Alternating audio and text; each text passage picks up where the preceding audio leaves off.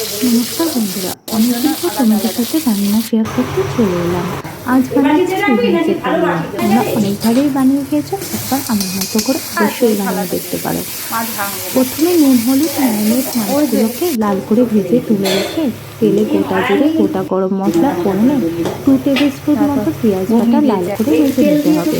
ভাজা হয়ে গেলে 2 টিস্পুন মতো আদা রসুনের পেস্ট দিয়ে ভালো করে কষিয়ে ওর মধ্যে হলুদ গুঁড়ো, রঙের জন্য কাশ্মীরি লঙ্কার গুঁড়ো আর ঝালের জন্য গুঁড়ো লঙ্কার গুঁড়ো দিয়ে ভালো করে কষাতে হবে। আর সব মশলা একবারে না দিয়ে একটু একটু মশলা দিয়ে তারপর একটু কষিয়ে নেক্সট মশলাটা দিলে কিন্তু রান্নার স্বাদটা কিন্তু আরও দ্বিগুণ বেড়ে যায়।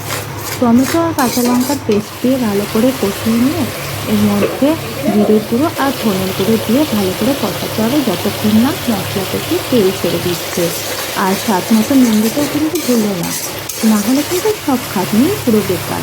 এটাকে এবার ঢাকা দিয়ে ভালো করে কষতে দেবো যাতে মশলাটা ভালোভাবে কষে যায়। মশলা এভাবে কষে গেলে কিন্তু রান্নার স্বাদ দ্বিগুণ মাত্রায় বেড়ে যায়। এবার এর মধ্যে পরিমাণ মতো জল আর ঘরে বানানো গরম মশলার গুঁড়ো দিয়ে গ্রেভি ফুটিয়ে নিয়ে ভাজা মাছ দিয়ে গ্রেভির সাথে মাছ ফুটিয়ে নামানোর আগে সামান্য ঘি ব্যাস রেডি আমার স্টাইলে রুই মাছের কালিয়া। আজকে রেসিপিটা কেমন লাগলো তোমরা অবশ্যই কমেন্ট করে জানাও। ভালো লাগলে একটা লাইক করে দিও আর আমার সাথে থাকতে চ্যানেলটা সাবস্ক্রাইব করে দিও।